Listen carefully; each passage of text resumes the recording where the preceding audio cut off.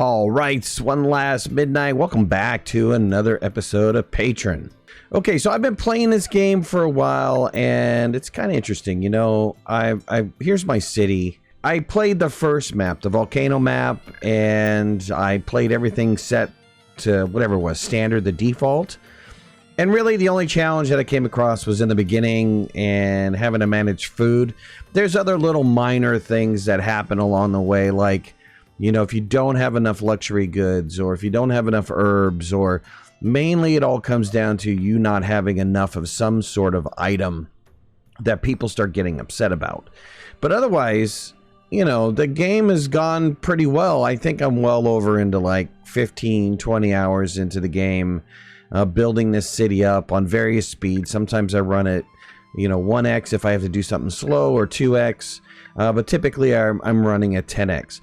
One of the biggest challenges that I found in the game is being able to stay on top of housing. So you could see that I've got 200 people. I've got 87 of them young people. So there's people that are about to convert into adults. And then I have 154 children. And so staying on top of, you know, being able to have enough housing available for people has been kind of tricky. You just have to watch this, hover over this area, and make sure that that empty housing number down there on the housing doesn't get below like 3. Once it gets that low, my recommendation is to put it into like slow mode and, you know, just really like watch it. You know, the other things people needs are, you know, they have to have security, so they want to have a watchtower, or if you've gotten the research, that you can put down a guard tower. They also want to have a market so that they can purchase their goods from there. You know, I haven't gotten into happiness yet. I haven't had anybody be unhappy. I think that first volcano map, if with standard, is after a while just gets pretty easy. Most of the research I've done is almost complete. I've made it, you know, definitely beyond mid, which is kind of like the middle of the research. And then I've got, you know, a bunch of little things sitting off in the distance over here. But a lot of these happen to do with, you know, some sort of policy, or it's, you know, just like things within a radius, right? Like in this particular, the loitering tax produces 0.1 coins for every adult settling in the inn's radius, you know. So those type of things, right? Things that reduce or increase the production of something, or the reduces the upkeep of something, you know. So there's not a lot of additional buildings that I can make. I've got a garrison, I've got, you know, some decoration stuff, the plaza, what else is left here, you know, merchant's guild house, the healer stuff. I have had one fire, but otherwise disasters have been pretty low. So, you know, as long as you can kind of stay on top of it, you're in good shape. I do highly recommend building in the build mode, though. There's this grid that you can toggle with G on your keyboard that brings up a build grid. And man, it makes it so much easier to like lay out roads and get an understanding of where stuff is going to lay out. So, you know, right now I need to give like, let's give a marketplace in this area somewhere, so these guys can do some shopping. I'm anticipating having, you know, more housing around this area, so we'll give them a market here. We'll give them a little bit of safety with, I believe, I don't know where the guard tower is. Maybe I put down the watchtower and I have to upgrade to the guard tower, but let's put down a watchtower, and that'll give them a little bit of safety. And then also, because they don't have a church everywhere, let's give them a shrine so that they have some religion that they're getting. We could do that there. Let's put down a stone well so that they have some fire protection just in case a fire breaks out. And let's see, I haven't done a cemetery in a while. I should put a cemetery down here. I've got a forestry unit over here. I mean, it's going to eat up a little bit of the forest, but it won't fit there anyways. But I can do a cemetery down here. Let's do a cemetery down here. and offset it a little bit so I can have a road around this. And then I'll probably grow out this direction, right? I've got a bunch of fields that are ready to be planted. I've got plenty of people. I'm sitting on an abundance of people. So people is not an issue right now. There is, you know, you kind of have to figure out how much food are you eating. It does tell me that I'm producing 1,000 food, but I'm using 2,000. And honestly, I don't know. I don't know if those numbers are quite right. I'd like to see more detailed information on consumption rates for stuff. Because I'm just not seeing it, to be honest with you. So I lay down a bunch of farms, and this is another thing that I don't really care for. Even though you assign somebody to a farm, it's kind of like there's a, you know, just a pot of people. And it starts assigning people from other places. I don't really like how it does the whole farming system. I would like to say this farm is running, and if I want to turn a farm off, I can turn a farm off or several farms off. It just doesn't seem to work that way. So I got to put more farmers in all over the place. And you can see that the farming and the ranching are all part of the same farmers concept, which I would rather have like a herdsman be the rancher. I'd rather have that be independent than have it be mixed in with the farming. I mean, there's a couple things. The game just came out. There's a couple things that I would probably change. Like I said, I do have enough people that I could just shovel people into that profession, and all of these will turn back on again, and that's helpful because it's harvest time. Another big thing is that, you know, making sure that you have enough inventory space. And inventory space has always been really challenging because you're producing so many goods that you definitely need to have more inventory, or at the very least, you've got yourself some docks. I've got several docks here. I've actually upgraded them to harbors, and you start selling off your items. You know, you get like an abundance of herbs. I say, I don't need that. Let's go ahead and get rid of 700 herbs there. Let's get rid of, what else is it? Something I have a large accumulation of coal. Let's get rid of 700 coal. Let's get rid of, I don't need 700 clothing or 1,000 clothing, so let's get rid of 700 clothing. And I think, what, flowers? Yeah, look, I can get rid of 700 flowers. So this you need to kind of stay on top of, otherwise your storage is going to constantly fill up. You just need to find out the goods that you really don't need that much, or watch the consumption rate of it, so you're not using that much of those items, and then sell those off in abundance. And you know, when you get up to the harbor, you can send off 700 items after you completely upgrade the harbor, which is really nice to have that option. And you can really start shoveling around, you know, or selling off a bunch of goods if you need to have a bunch of goods sold off. So I did get, and I found this kind of interesting, I did get corn. Okay, for some reason, it wouldn't allow me to plant corn for several years after I unlocked corn. And corn was kind of like a special thing. I didn't really do anything to get corn other than it was one of those random items that happened. It just automatically appeared, and it was like, oh, somebody's given you the opportunity to get corn. Do you want corn? And I took that opportunity.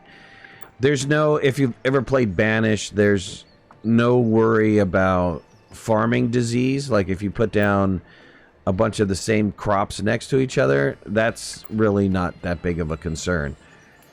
Before I change this over to wheat, let me see how I'm doing with my oats production, because oats are keeping my animals alive. You know what I'll do is I'll put another one in oats just to make sure, because I did add in cattle pretty recently, so let me just have additional oats.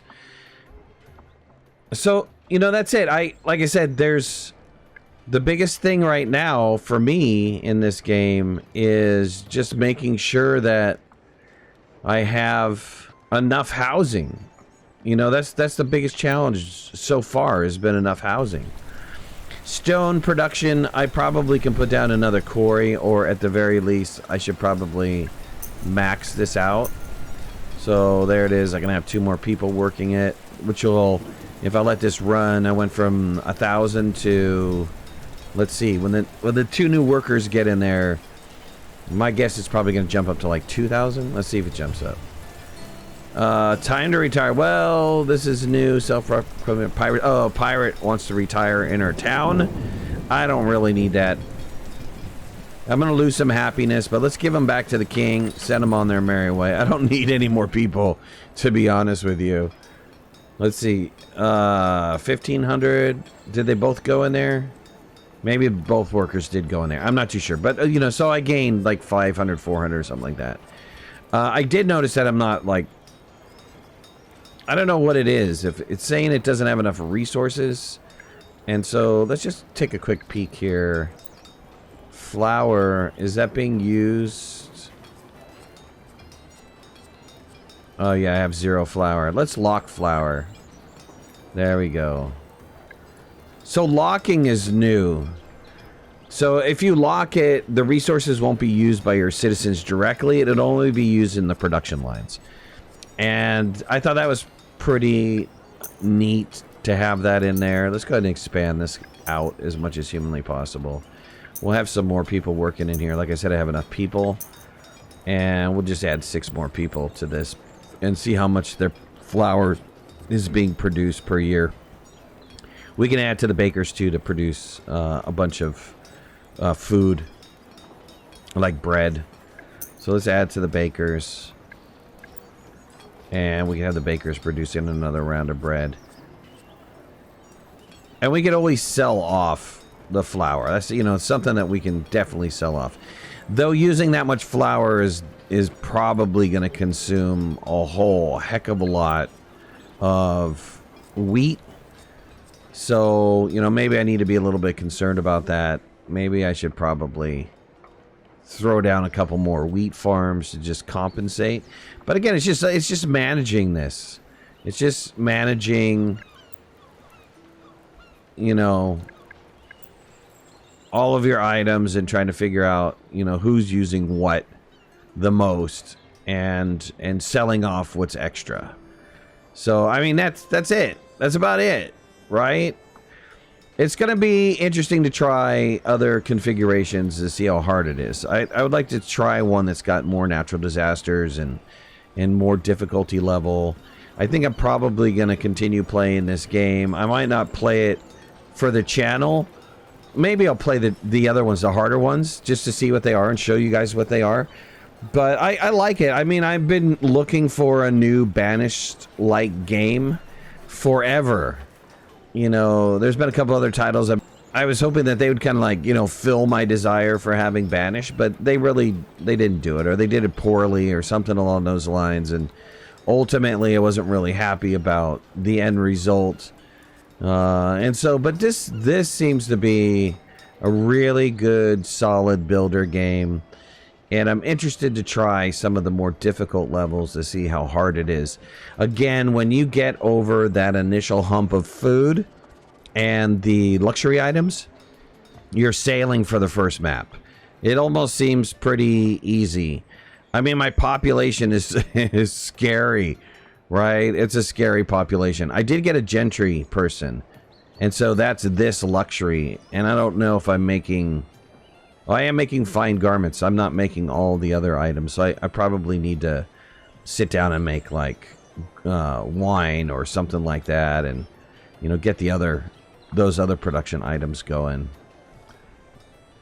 Yeah. So if you guys have any questions, let me know. Let me know what you think about the game. Let me know if you want to see the other, maybe a little bit more difficult scenario. And yeah, you know, just let me know. I mean, it's been a while since we had a really good builder game on, and I think this is ultimately going to turn out to be something that is really, really good. This company has been putting out, let me just lock this grapevines. I've been looking for that. Let me just put out, this company has put out like 3 updates already. So they're working on fixing and resolving issues, and Hopefully they're going to be adding new features or making some changes to the interface. Like, I would like to see things that are sortable. Like, these grids are not sortable. I can't sort by quantity. I can't sort by resource name. I can't sort by price. That's something that they really need to add, because that to me is, it's horrible to have that in there. You're forcing me to scroll up and down, or at least, at the very least, maybe add a filter or something in there so I can filter by item and pick the item that I want.